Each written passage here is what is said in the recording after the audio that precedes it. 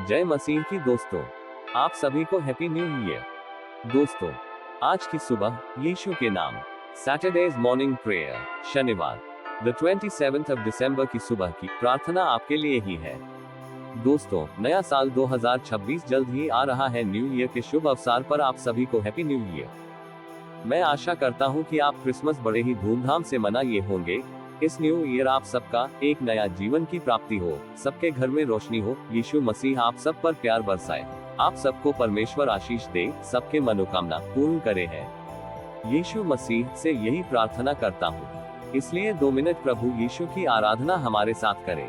हे पिता परमेश्वर, हे पिता परमेश्वर, हम सब आपके बच्चे हैं, हम अभी नादान हैं, हमें क्षमा करें। हालेलुया, आमीन। इस एपिसोड में आपका फिर से स्वागत है। यीशु मसीह हमारे हर मनोकामना को जल्द ही पूर्ण करने वाले हैं। इसलिए आप सावधान हो जाए और इस एपिसोड को ध्यान से सुनिए, ताकि यीशु मसीह प्रश्न होकर आपकी लाइफ को खुशियों से भर देंगे। दोस्तों, आप सभी कैसे हैं? आशा करता हूँ आप भी यीशु मसीह की कृपा से अच्छा ही होंगे, क्योंकि जो यीशु मसीह पर विश्वास करता है वह अनंत जीवन का हकदार होता है। अगर आप चाहते हैं कि हम आपके लिए यीशु मसीह से प्रार्थना करें, तो आप हमारे YouTube चैनल को लाइक, शेयर और सब्सक्राइब करें, ताकि आपके लिए हम दुख, संकट, चंगेई के लिए प्रार्थना करते रहेंगे। आपकी सफलता के लिए हम प्रार्थना करते रहेंगे। इस उपलक्ष्य में हम फिर से यीशु मसीह की प्रार्थना को एक कथा के रूप में प्रस्तुत कर रहे हैं। 9:1 शमूएल से, कृपया इसे ध्यान से सुने। धन्यवाद। जय यीशु। जब वह शाऊल से बातें कर चुका, तब योनातान का मन दाऊद पर ऐसा लग गया कि योनातान उसे अपने प्राण के बराबर प्यार करने लगा। और उस दिन से शाऊल ने उसे अपने पास रखा और पिता के घर को फिर लौटने न दिया। तब योनातान ने दाऊद से वाचा बांधी, क्योंकि वह उसको अपने प्राण के बराबर प्यार करता था। और योनातान ने अपना बागा, जो वह स्वयं पहने था, उतारकर अपने वस्त्र समेत दाऊद को दे दिया, वरन अपनी तलवार और धनुष और कटिबंध भी उसको दे दिए।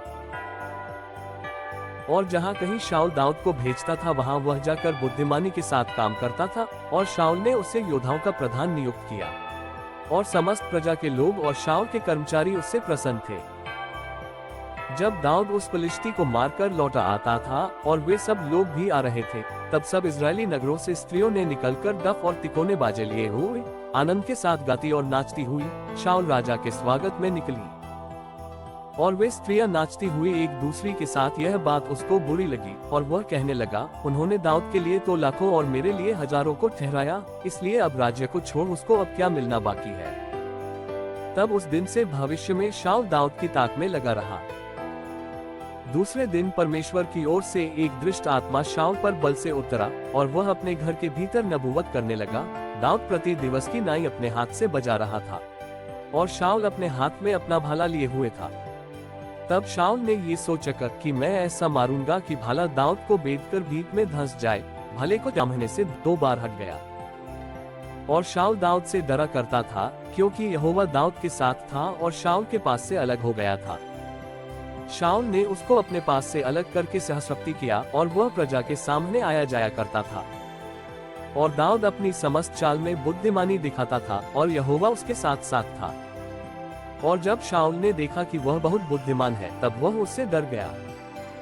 परंतु इस्राएल और यहूदा के समस्त लोग दाऊद से प्रेम रखते थे, क्योंकि वह उनके देखते आया जाया करता था।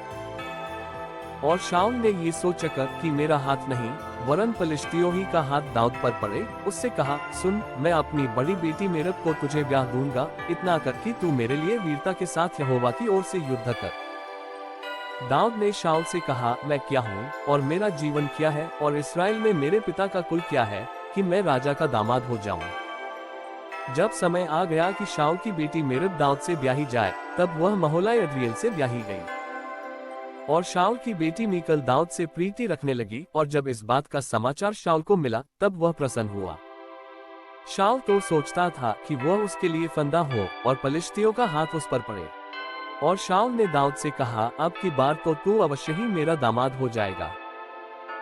फिर शाऊल ने अपने कर्मचारियों को आज्ञा दी कि दाऊद से छिपकर ऐसी बातें करो कि सुन, राजा तुझसे प्रसन्न है और उसके सब कर्मचारी भी तुझसे प्रेम रखते हैं, इसलिए अब तू राजा का दामाद हो जा।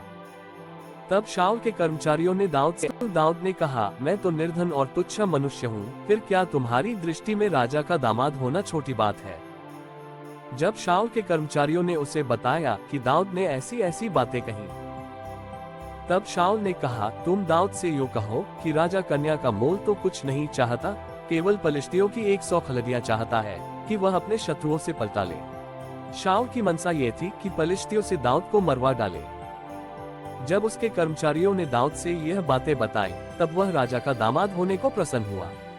जब ब्याह के दिन कुछ रह गए, तब दाऊद अपने जनों को संग लेकर चला और पलिश्तियों के 200 पुरुषों को मारा। तब दाऊद उनकी खलड़ियों को ले आया और वे राजा को गिन गिन कर दी गई, इसलिए कि वह राजा का दामाद हो जाए। और शाऊल ने अपनी बेटी मीकल को उसे ब्याह दिया। जब शाऊल ने देखा और निश्चय किया कि यहोवा दाऊद के साथ है और मेरी बेटी मीकल उससे प्रेम रखती है, तब शाऊल दाऊद से और भी डर गया और शाऊल सदा के लिए दाऊद का बैरी बन गया। फिर पलिश्तियों के प्रधान निकल आए और जब जब वे निकल आए तब दाऊद ने शाऊल के और सब कर्मचारियों से अधिक बुद्धिमानी दिखाई, इससे उसका नाम बहुत बड़ा हो गया। और शाऊल ने अपने पुत्र योनातन और अपने सब कर्मचारियों से दाऊद को मार डालने की चर्चा की, परंतु शाऊल का पुत्र योनातन दाऊद से बहुत प्रसन्न था। और योनातन ने दाऊद को बताया कि मेरा पिता तुझे मरवा डालना चाहता है, इसलिए तू बिहान को सावधान रहना और किसी गुप्त स्थान में बैठा हुआ छिपा रहना, और मैं मैदान में जहां तू होगा वहां जाकर अपने पिता के पास खड़ा होकर उससे तेरी चर्चा करूंगा, और यदि मुझे कुछ मालूम हो तो तुझे बताऊंगा। और योनातन ने अपने पिता शाऊल से दाऊद की प्रशंसा करके उससे कहा कि हे राजा, अपने दास दाऊद का अपराधी न हो, क्योंकि उसने तेरा कुछ अपराध नहीं किया, वरन उसके सब काम तेरे बहुत हित के हैं। उसने अपने प्राण पर खेलकर उस पलिश्ती को मार डाला और यहोवा ने समस्त इस्राएलियों की बड़ी जय कराई। इसे देखकर तू आनंदित हुआ था और तू दाऊद को अकारण मारकर निर्दोष के खून का पापी क्यों बने। तब शाऊल ने योनातन की बात मानकर यह शपथ खाए कि यहोवा के जीवन। योनातन ने दाऊद को बुलाकर ये समस्त बातें उसको बताई। फिर योनातन दाऊद को शाऊल के पास ले गया और वह पहले की नाई उसके सामने रहने लगा। तब फिर लड़ाई होने लगी और दाऊद जाकर पलिश्तियों से लड़ा और उन्हें बड़ी मार से मारा और वे उसके सामने से भाग गए। और जब शाऊल हाथ में भाला लिए हुए घर में बैठा था और दाऊद हाथ से बजा रहा था, तब यहोवा की ओर से एक दुष्ट आत्मा शाऊल पर चढ़ा। और शाऊल ने चाहा कि दाऊद को ऐसा मारे कि भाला उसे बेधते हुए भीत में धंस जाए, परंतु दाऊद शाऊल के सामने से ऐसा हट गया कि भाला जाकर भीत ही में धंस गया। और दाऊद भागा और उस रात को बच गया।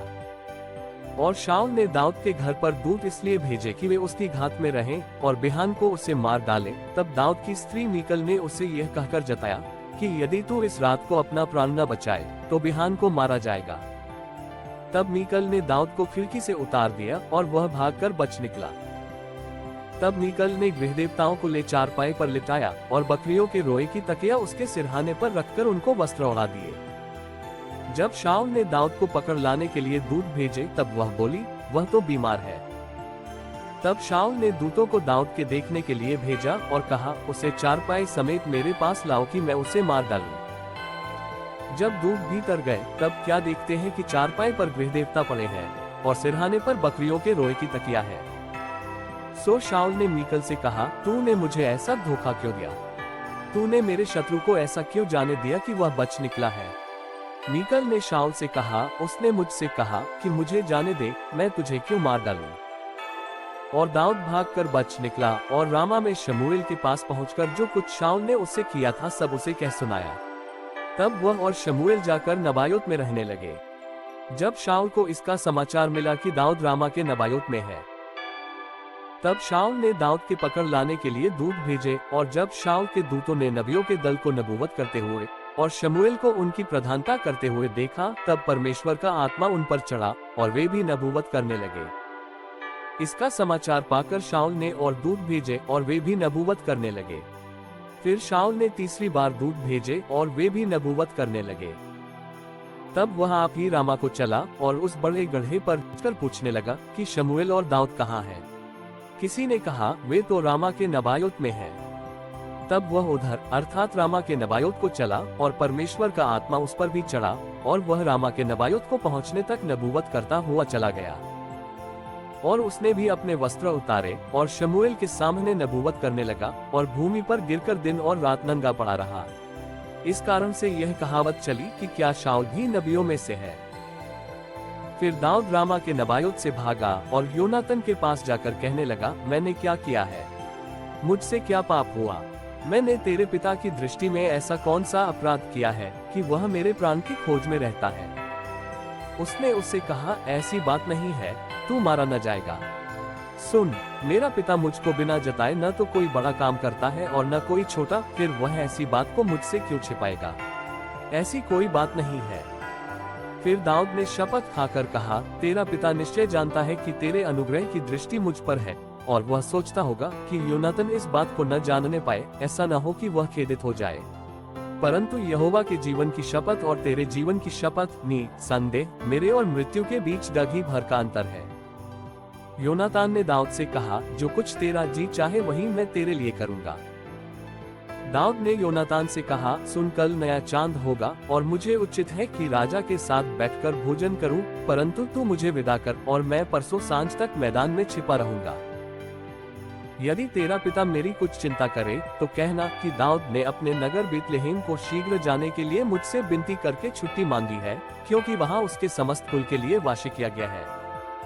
यदि वह यूं कहे कि अच्छा, तब तो तेरे दास के लिए कुशल होगा, परंतु यदि उसका कोप बहुत भड़क उठे तो जान लेना कि उसने बुराई ठानी है। से कृपा का व्यवहार करना, क्योंकि तूने यहोवा की शपथ खिलाकर अपने दास को अपने साथ वाचा बंधाई है।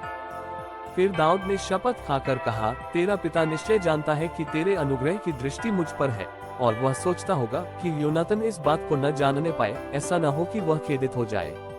परंतु यहोवा के जीवन की शपथ और तेरे जीवन की शपथ निसंदेह अगर मेरे और आपको मृत्यु यह के बीच अनमोल डगी वचन भर- अच्छा लगा तो कृपया आप हमारे YouTube चैनल को लाइक, शेयर और सब्सक्राइब करें, ताकि हम आपके लिए ऐसे ही और एपिसोड लाते रहेंगे। धन्यवाद। जय यीशु।